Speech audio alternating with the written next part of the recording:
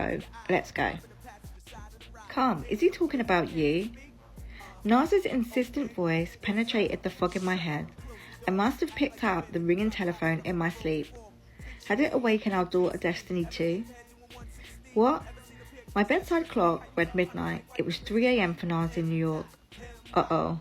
Whatever prompted this call was troubling enough to keep him awake. I keep hearing about this Memphis Bleak song with Jay-Z. It's supposed to be about you.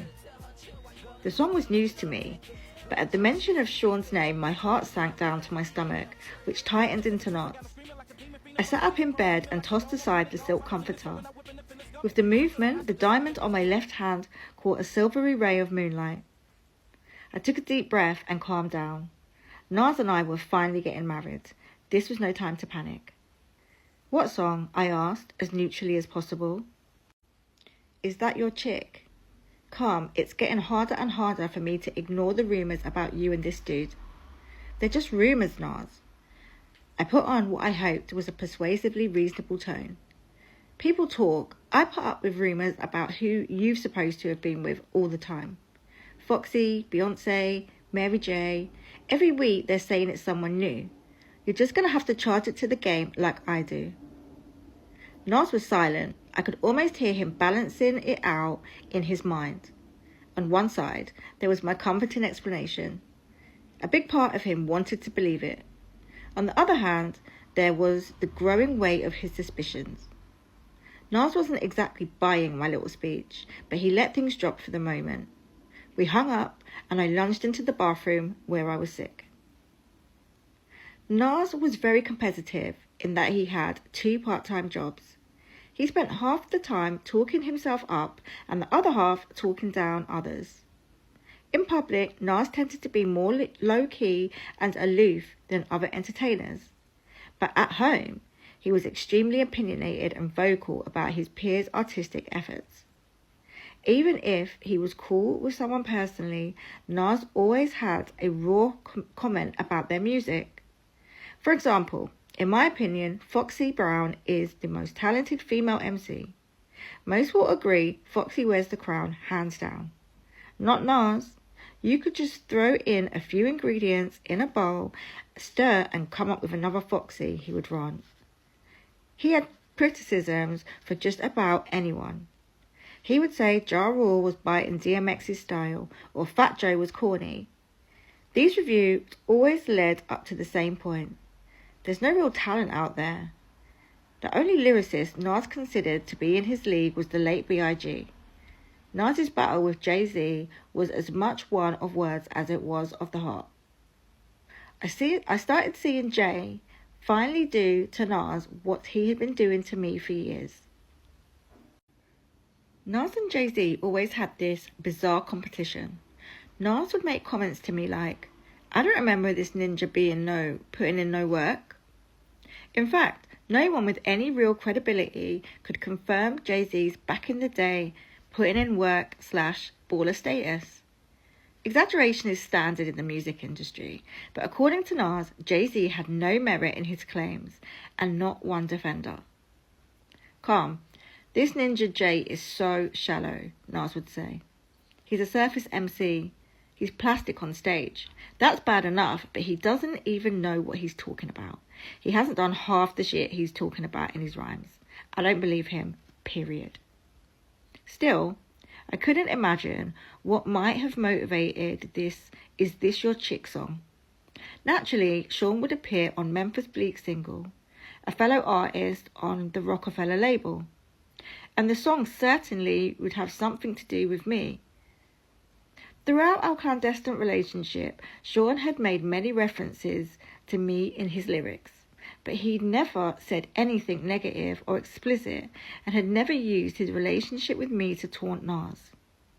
This was turning into an urban soap opera with me in the lead role as the femme fatale.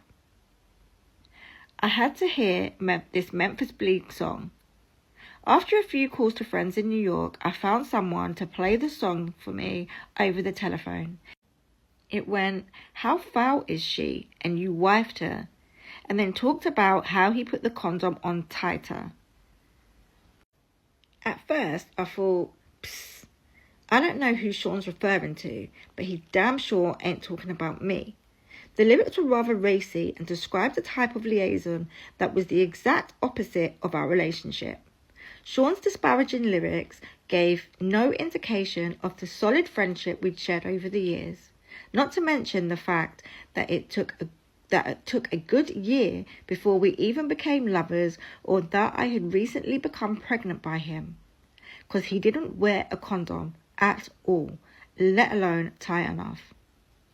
After listening to the song, it was evident that the record was designed to take a direct stab at Nas, make him meet a casualty of this ongoing and highly publicised strife.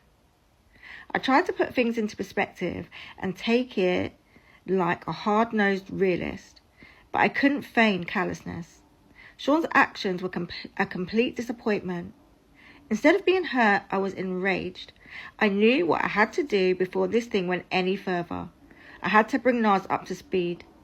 It was time to reveal the truth once and for all. Throughout the day, Nas gathered evidence that the song referred to me. That night, he called back for another round of questions. As I quietly defected them, I walked down to Destiny's room to make sure she was asleep, then headed downstairs. I walked down the stairs with the cordless phone to my head. My forehead was breaking into a sweat.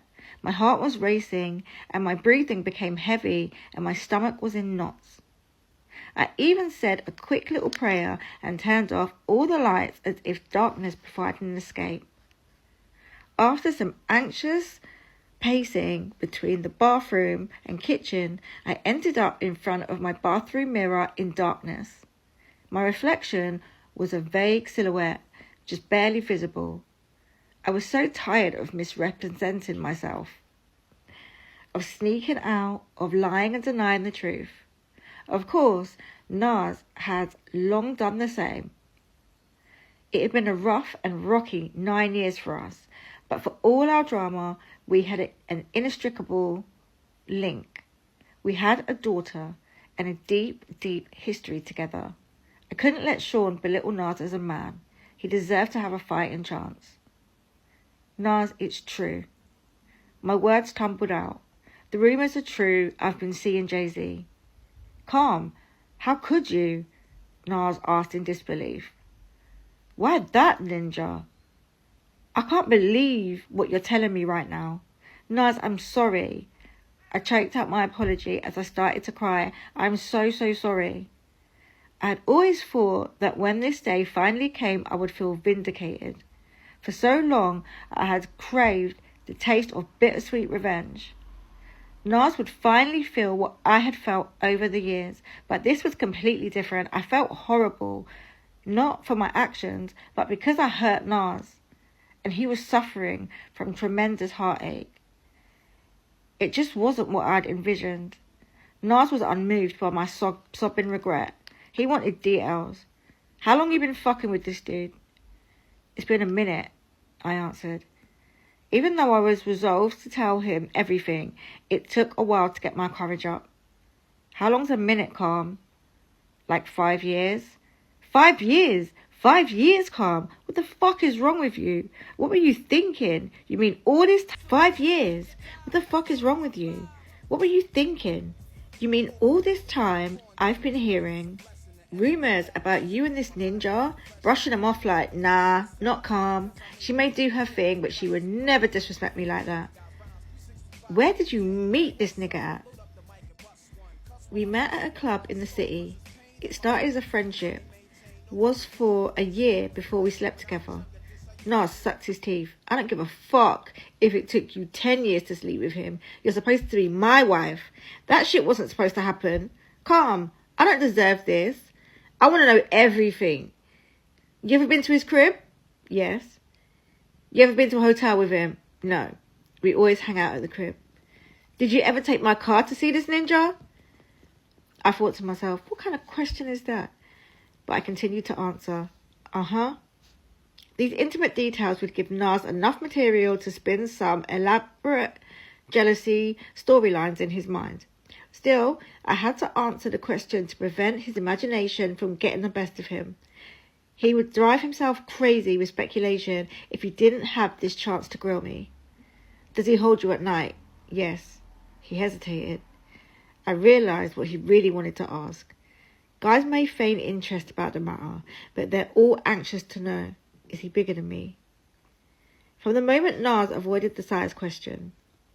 Did you go down on him? Once. Once? I don't believe that. You're such a fucking slut. I can't believe you sucked this ninja's dick. Come on. You're going to tell me if you did it only once. You're such a fucking liar. It's true, you can ask him. What? Ask him? Come, I'm going to kill that ninja. I fucking hate you. Nas hung up on me. I called back. He just kept screaming through his extensive vocabulary of derogatory terms. I was a slut, a whore, a dirty bitch, and more. He hung up, but then immediately called back, hoping to find some release in another diatribe. It had the opposite effect.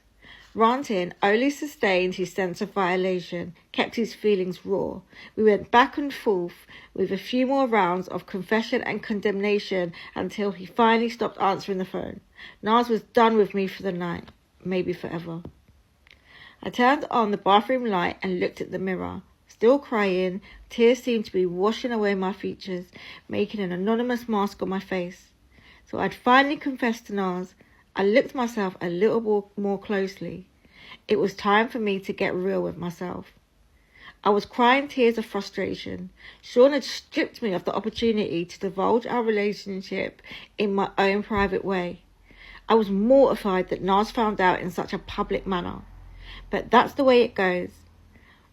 That's the way it goes down in a love triangle, the unholiest of trinities. I stared in the mirror until I finally stopped crying, then washed away the residue of my tears. Facing the truth gave me a new clarity. Self-realization smoothed my forehead and conviction strengthened my jaw. I was naive enough to believe the uncovering of my affair with Jay-Z would bring closure to my relationship with Nas. I was ready for it to end, but it wasn't the end. In fact, it was only the beginning. Wait, that's just the beginning, yeah?